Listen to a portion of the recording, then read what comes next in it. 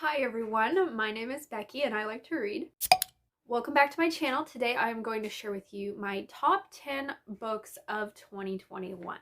It was really hard for me to narrow it down this year because I read quite a few really great books, but I am capable of ranking things. But I do have a couple honorable mentions that I want to share. So this is kind of like the top 12 books, but we're just going to say that they're honorable mentions and then go to the top 10.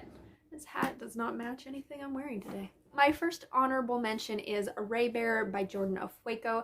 I really enjoyed this story. I gave it 5 stars. It was a really unique YA fantasy. It is African inspired and I really loved the characters. I love the found family trope and I love how it sort of veered away from normal YA fantasy tropes. My second honorable mention is A Court of Mist and Fury by Sarah J. Maas. I read the ACOTAR series for the first time this year, and this was my favorite book of the series.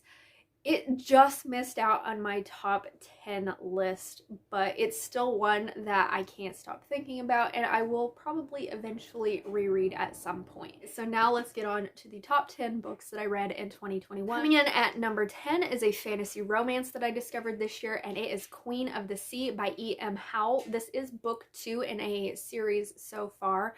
Book 1 I gave 4.5 stars to because it lacked a little bit of plot.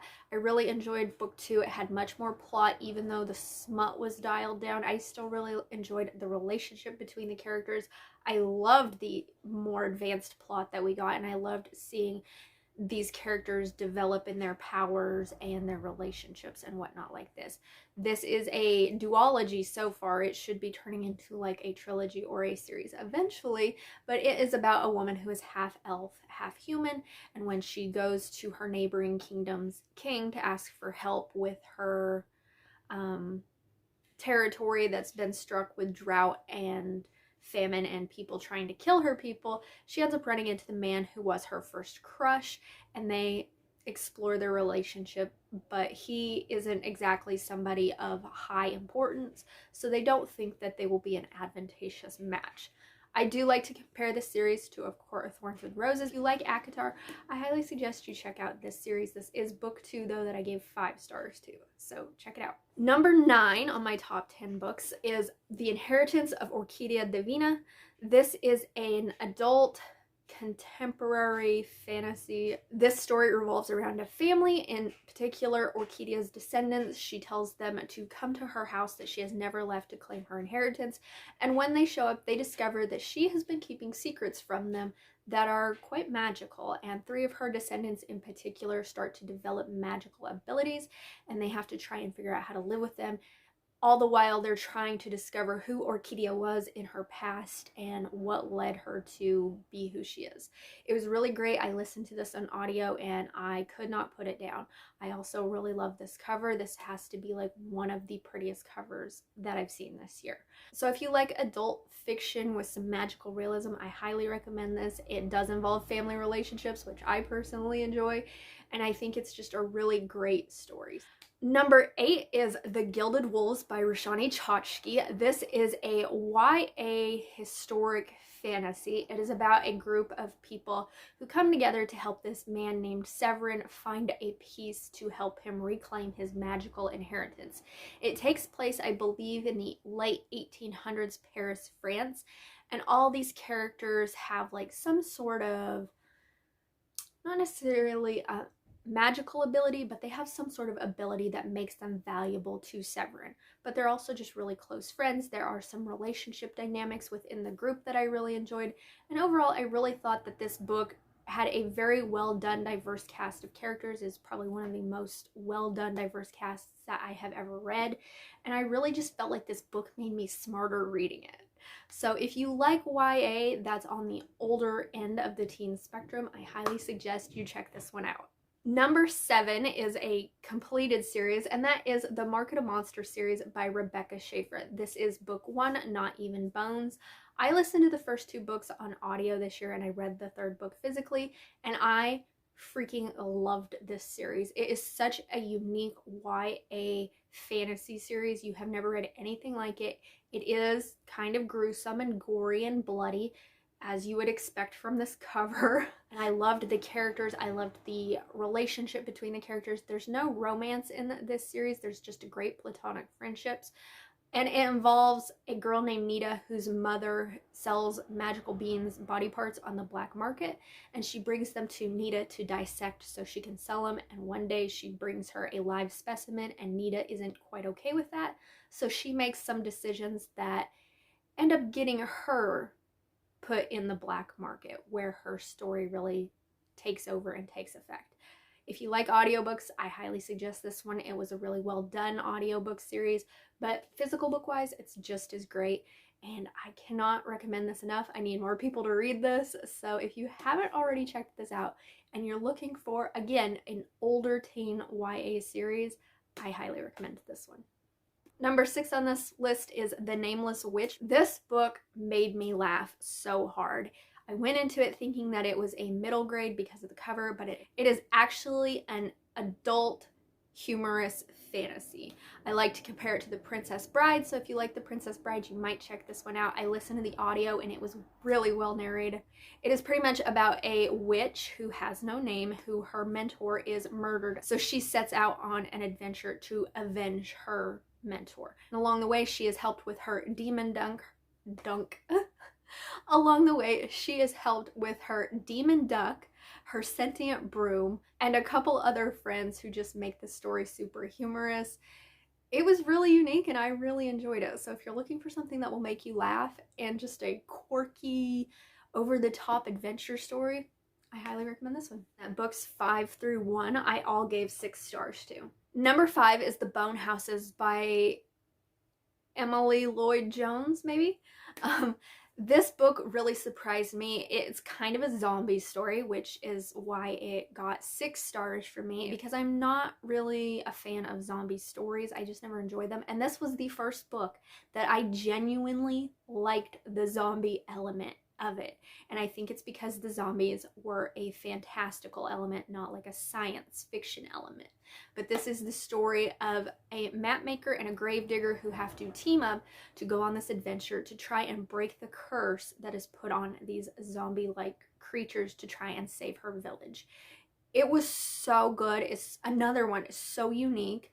The occupations of the characters really impressed me, that they were different. I liked their relationship. It wasn't super romantic. That's not even a word. I liked that their relationship wasn't super romantic, but they did have a connection, and I loved this story. I cannot recommend it enough. Again, if you're looking for a YA book, standalone mind you, that is a little bit older on the teen spectrum. So again, highly recommend. I need to stop saying that after the end of every one of these. Number 4 on this list is a book that is super hyped, and for good reason. That is The House in the Cerulean Sea by T.J. Klune. I went into this book not knowing really much other than it involved magical children and that it was really hyped. I fell in love with these characters. This group of children just stole my heart. I would adopt them, and I don't even want children.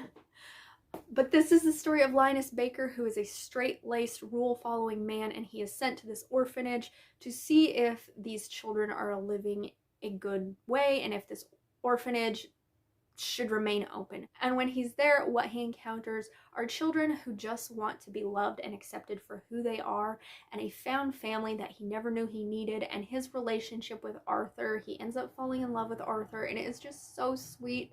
Their romance isn't the main factor of this story, but it's just like an added little gem that made this book so heartwarming, so lovable to read. I did listen to the audiobook and it was so well narrated. If you've been on the fence about reading this one, I would highly suggest you just give it a try. So coming in at number 3 is a middle grade on this list, and this is one that after I finished reading it, I was just crying and I had to send it to my friends to read to see if they would enjoy it, and that is All the Impossible Things by Lindsay Lackey. This is a story of a girl named Red who is in the foster system, and she has a bit of a magical power in which when she gets really upset, she can control the wind, which can be very destructive. But when she ends up with this foster family who owns like a petting zoo, she develops a relationship with them that makes her question if she wants to go back to her mother, which is what she's wanted all along. This book just tugged at my heart. I will say I did start listening to the audiobook of this first, and I could not do it. The audiobook would have made me hate this story. So I picked it up physically. It was a quick read, and I enjoyed it so much more in its physical format. So if you like middle grade, you like emotional stories, you like a little bit of magical realism, I highly recommend this one, but I recommend that you read it physically and not listen to it audibly. Number 2 on this list was actually a reread for me this year, and I read it for the Diversathon prompt of a main character with a disability, and that is The Fog Within by Nick Shamhart. This is an indie author.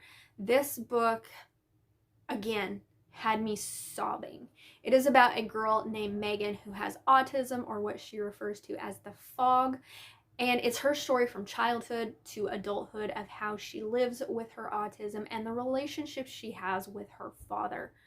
A couple scenes in this story just broke me to tears, and that's saying something considering it's the second time that I've read this book and it still had that emotional impact for me. So if you're looking for a book that has a really well-represented character with autism, I cannot stress this enough. The author's daughter has autism, so he knows what he's talking about. He knows what he's referencing. And it's just so freaking heartwarming, and it will, if you have a soul, it will make you cry. Even on a reread, it got 6 stars for me. So I need more people to read this book.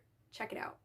And the number 1 book that I read this year is actually a series, but I'm only going to share the first book of it. It is an adult fantasy romance series, and that is the Wraith King series by Grace Draven. This series, so far, 3 books I've read in this series, all got 6 stars from me.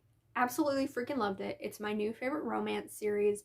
I read it with people who don't even like romance, and they enjoyed it. This is a friends to lovers romance, and these characters are so mature. They really communicate well, which I appreciate. I'm not one for all the angst and things like that, so I really loved this story. It is about Brishan, who is a Kai warrior. He's got gray skin, claws, and owl eyes. And Ildiko is a human. They are both down in the ranks of their royal families, so they are put into an arranged marriage, not thinking that much is going to come from their union. But when something happens in Brishan's kingdom, they become much more important than they ever thought they would.